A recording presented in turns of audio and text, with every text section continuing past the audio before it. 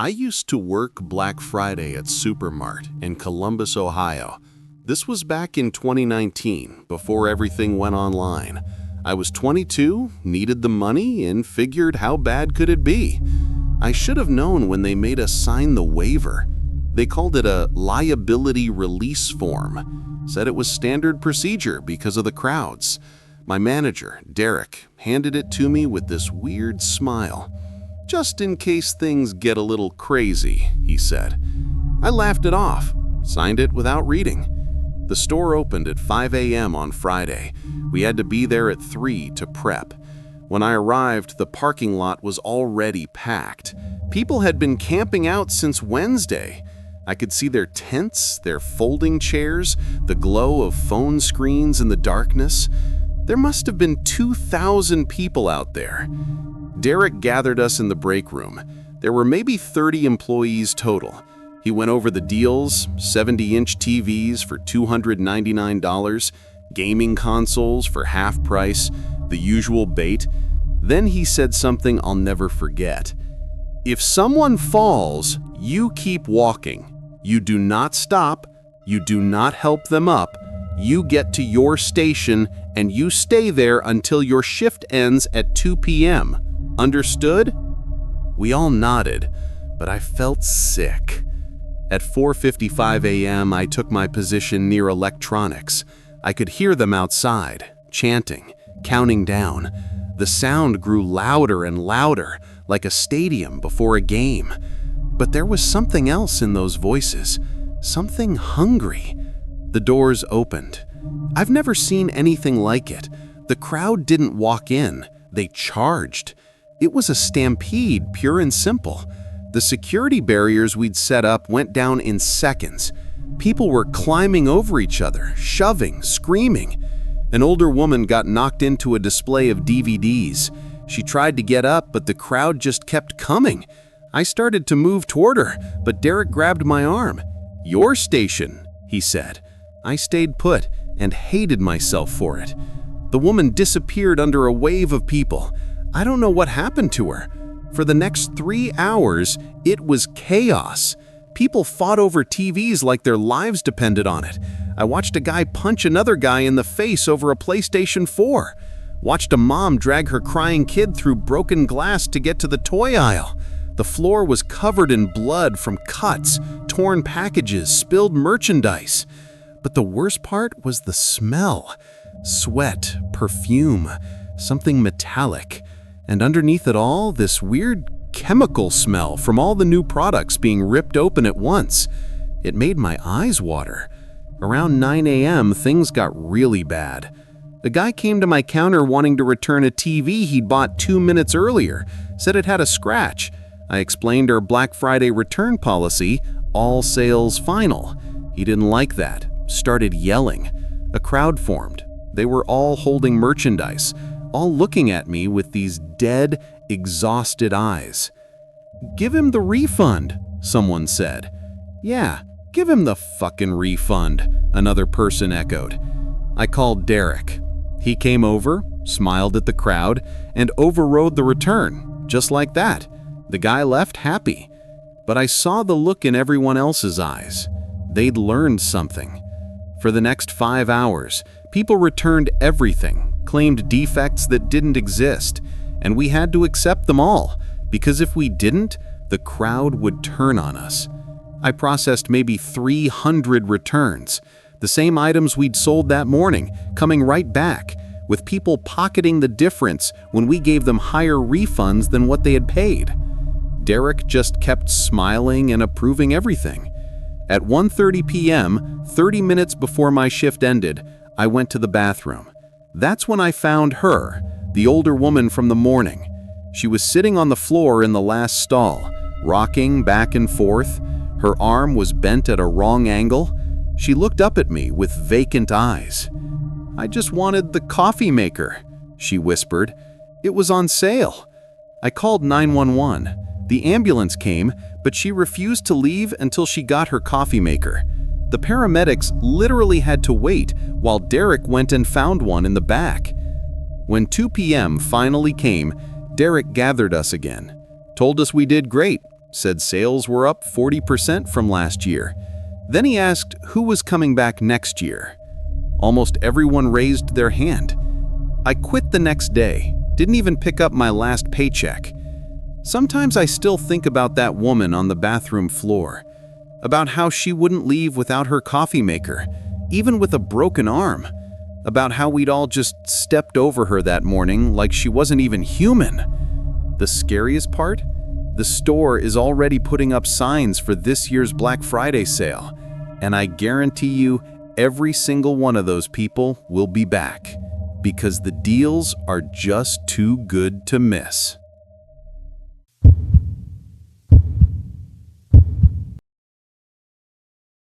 Look, I'm not some hardcore shopper. Never have been.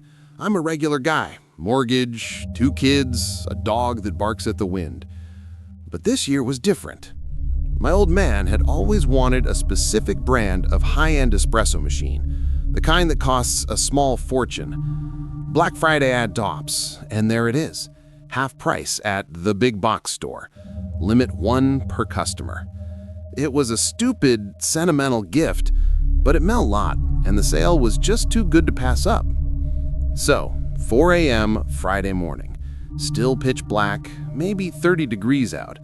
I roll up to this door, one of those massive concrete monoliths in the middle of a sprawling suburban power center. I figured I'd be early, maybe 20th in line. I was wrong.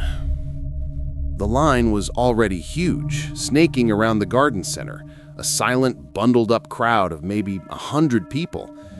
But that wasn't the weird part. The weird part was the silence. You always hear about Black Friday queues, people yelling, music, maybe a portable grill. This was like a funeral. Everyone was facing the doors, heads down, barely moving. No phones out, no chatting, just heavy breathing and the occasional cough swallowed by a scarf. I found the tail end and shuffled in behind a guy in a bright orange hunting jacket. I tried to make a joke. Rough morning? Huh? He didn't even look at me, just shifted his weight. I pulled out my phone, no signal. Okay, weird, but maybe it's the cold or the concrete. I zipped it back up and just waited. Minutes dragged into an hour. The only light was from the store's floodlights, making the faces in front of me look washed out and sickly. Then I noticed something about the people at the very front. There were maybe 20 of them, right up against the automatic doors. They weren't just standing, they were pressed against the glass, like they were waiting for the doors to open inward and swallow them. They were completely static. You know how people sway a little when they stand still? These folks didn't. I started scanning the line again. The guy in the orange jacket, the woman in front of him with the oversized stroller, they were all carrying something, but not bags or thermoses. They were carrying ad flyers. The official, glossy, magazine-sized Black Friday circulars. Every single person had one, clutched in both hands, held flat and low like a prayer book. I hadn't brought one. I had the deal saved on my phone. The air got colder, or maybe it was just me. I kept looking at the ad in the orange jacket guy's hands. It was open to a random page, not even the espresso machine. It was a full-page ad for a $12 throw blanket. He was just staring at the picture. At 5:58 a.m., the store lights inside flickered. That's when the low-level noise started. Not yelling, not a surge of bodies. It was a collective, slow shuffling of hundreds of feet on the pavement, a sound like dry leaves being dragged across asphalt. Everyone shifted their weight, but they stayed in place, facing the doors. The automatic doors slid open exactly at 6 a.m. No countdown, no fanfare. The people at the front, the 20 pressed against the glass, didn't move for a full 5 seconds. Then, slowly, in unison, they took one step forward. Just one. Their heads were still pointed down at the ad flyers. Then they started walking. Not running, not power walking. They walked at a steady, perfectly even pace, like a single slow-moving organism. The orange jacket guy in front of me started walking. His feet matched the steps of the people ahead of him. He looked like he was marching. I took a step, trying to follow the pace, but it felt wrong. It felt too slow. This was the moment of the rush, the stampede for the deals. I hesitated. I looked down the line behind me. Hundreds more people were walking, all holding the flyers, all marching. None of them looked excited or even awake. They just looked compelled. I pictured myself following them inside, walking at that same unnatural pace, clutching an ad for a throw blanket I didn't want, completely focused on a picture of something meaningless. And I realized my espresso machine wasn't worth it. None of the deals were worth it. I turned around, walked past the line that just kept coming, and got back in my car. I watched in my rearview mirror as the final few people, still silent, still holding their glossy papers, disappeared inside the store. The doors hissed shut behind them. I drove home and slept until noon. I threw out all the flyers that came in the mail. I never told my dad about the sale, and I paid full price for his machine online a week later. Sometimes when I'm driving past that big box store, I slow down. I remember the silence of that queue, the dead eyes fixed on the cheap paper, and the way they all walked inside, a perfect slow-motion line.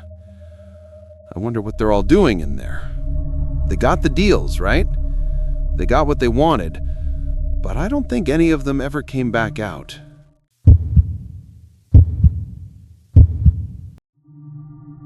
I told myself I was done with it. Every year I swear I'm going to skip Black Friday, but then the ads drop and the FOMO hits like a gut punch. This year it was the 70-inch 4K TV marked down to $499. That's a mortgage payment, saved. My roommate Tim and I drew up a plan like we were running an actual military operation. We were parked across the street from the big box store at 9:30 p.m. on Thanksgiving night. The parking lot was already a disaster, bumper to bumper, and the line outside the entrance snaked around the corner, a shivering, restless beast. I saw one guy, wrapped in a blanket, leaning against the wall, eyes half closed. He'd probably been there since noon. We looked at each other and nodded. Game on. The doors opened at 10 p.m. It wasn't a rush, it was a flood. The crowd didn't cheer or shout, it just surged, a wave of cheap fleece and desperation. I heard a muffled thump of a cart hitting something solid and a high-pitched, instantly cut-off shriek. It was the sound of humanity forgetting itself. Tim and I split up. He went for the power tools. I had to secure the television. The TV section was mayhem. People were literally wrestling over the display boxes. A woman with a determined expression had pinned a flimsy security guard against a pallet of microwaves while her husband tried to pry a box from the hands of a teenager. It wasn't violence, not really. It was just gravity and need. I got lucky. Hidden behind a stack of sound bars, I spotted the last box. It was a struggle to pull it out, a heavy, awkward weight, but I got it onto a cart I'd snagged earlier. The victory was chemical, a rush of pure adrenaline and consumer gratification. I did it! The real horror wasn't on the sales floor. The real horror was the checkout. When I finally reached the front of the store, the line was a joke. It wasn't a line. It was a solid, stationary mass of people stretching from the registers all the way to the pharmacy section. The air was thick, heavy with body odor, cheap cologne, and the stale smell of too many hours spent inside. Every single person in that store was holding something they desperately wanted. The energy was electric, vibrating with suppressed tension. I found a spot behind a middle-aged woman named Karen. I know, but that was actually her name tag. She had 3 carts piled high with toys, air fryers, and vacuum cleaners. She kept glancing back at me, measuring the space between us. Every inch of floor was currency. The line moved at a glacial pace. After 30 minutes, I'd moved maybe 6 feet. My TV box was digging into my stomach and my feet ached. Then, the cashier at Register 1, a skinny kid who looked like he hadn't slept in 48 hours, put up the "lane closed" sign. That's when the shift happened. The collective groan of the people near him quickly turned into a low, rumbling anger. It wasn't directed at the kid, not exactly, but at the inconvenience. The flow of bodies had been interrupted. The dam was about to burst. A man behind me, who was clutching a $20 toaster, started pushing. Not a gentle nudge, but a deliberate full-body press. "Move it up, people! Let's go!" he yelled, his voice raw. Karen spun around, her eyes wide and wet. "There's nowhere to go! Stop pushing!" But the pressure was coming from behind him, too, a tidal force of people who couldn't see what was happening but could feel the blockage. The crowd was no longer a collection of individuals. It was a single, monstrous organism. The pushing became a squeeze. My ribs were pressed against the corner of the TV box. I looked down and saw Karen's hand gripping the handle of her cart so hard her knuckles were white. But the force was rolling her cart and her forward against her will. She let out a small, terrified gasp, her head snapping back. The man behind me had his whole weight against my back. I couldn't move forward or back. I couldn't turn my head. I was being held captive by hundreds of bodies, all focused on one single terrible goal: the end of the line. I closed my eyes and whispered for Tim. I heard a sound right next to my ear, a sickening, hollow crunch like stepping on dry leaves. Karen's cart hit the one in front of it. She tried to scream, but the air had been pressed out of her lungs. I didn't see what happened next, only felt the sudden localized release of pressure where she had been. When the line finally lurched forward an agonizing 5 minutes later, I didn't see Karen's face again. I only saw her cart, still piled high with toys, now being towed along by the next person who was staring straight ahead, refusing to look down. There was a smear on the polished tile floor that I didn't want to identify. I made it to the register, paid for my television, and walked out without looking back. My chest still feels tight. I haven't turned on the TV.